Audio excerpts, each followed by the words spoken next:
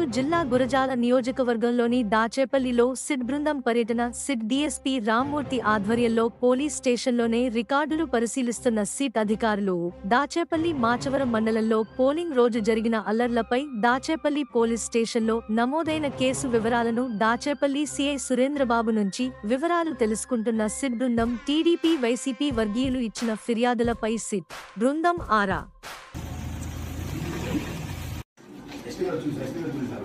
SP గారు రానండి sir